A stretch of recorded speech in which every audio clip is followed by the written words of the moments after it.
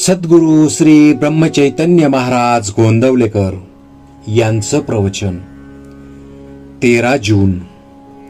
प्रपंच हे परमार्थ प्राप्तीचे साधन. फार दिवस नोकरी केली की माणसाच्या मनाला गुलामगिरीची सवय लागते. हे चांगले नाही. काही दिवस तरी माणसाने मालकी हक्काने राहायला शिकले पाहिजे. नोकरी करीत असतानाच अनुसंधानाचा अभ्यास करावा, म्हणजे पुढे नोकरी सुटल्यावर जितका वेळ मिळेल तितका अनुसंधानात जाईल. प्रत्येक मनुष्य जन्माला आल्यापासून परमार्थाचा अभ्यास करतो आहे.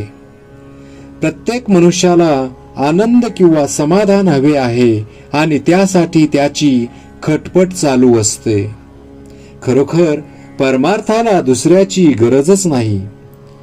मग दुसरा कोणी आपला परमार्थ बिघडविल कसा? जगात जे आहे ते सर्व चांगले आहे, आपणच तेवढे बरे नाही.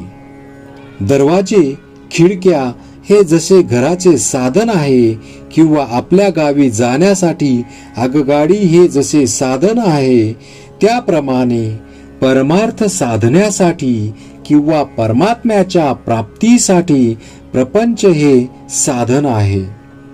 नाहीतर नुसत्या प्रपंचामध्ये सुख नाही. प्रपंच हा इथून तिथपर्यंत सगळा सारखाच. गरिबाचा असो की अडाण्याचा असो, अधिकाऱ्याचा असो की कारकुनाचा असो, या देशातला असो की त्या देशातला असो, प्रपंचाचा धर्म जो उणेपणा, अपुरेपणा किंवा तात्पुरतेपणा तो कधीही कुठेही बदलत नाही.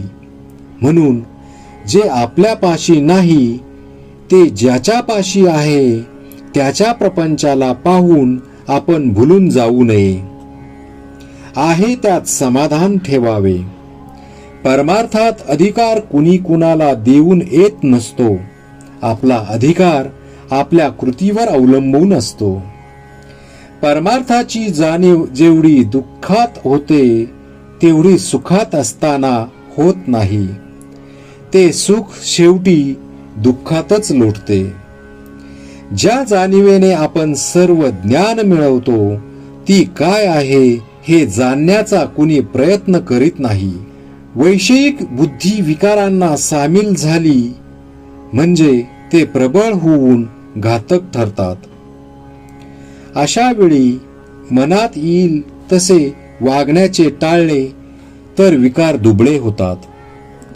मी विकारवश होत असेन तर अखंड प्रेमयुक्त नामस्मरण करणे जरूर आहे.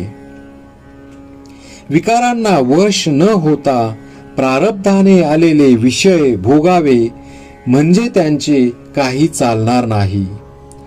थर्मामीटर ताप दाखवितो, घालवीत नाही. तद्वैत शास्त्रे आपले चुकते कुठे ते दाखवितात, काय करावे ते दाखवितात, पण करणे आपल्याकडेच आहे. समर्थांना राम दिसला, आम्हाला का दिसू नये? तर आम्ही समर्थांप्रमाणे श्रद्धा ठेवून उपासना सतत आणि आदराने करीत नाही. म्हणून कसेही करा पण मी रामाचा आहे ही भावना जागृत ठेवा. नाम जाणून अजाणून, श्रद्धेने अश्रद्धेने कसेही घ्या, राम तुम्हाला अन्न वस्त्राला कमी करणार नाही हे खास. नाम श्रद्धेने घेतले तर विशेषच फळ. म्हणून अखंड नामात रंगून आनंदात राहूया. सुखाने प्रपंच करा पण त्यामध्ये भगवंताचे अनुसंधान ठेवा. हेच माझे तुम्हाला सांगणे आहे. श्रीराम जय राम, जय जय राम.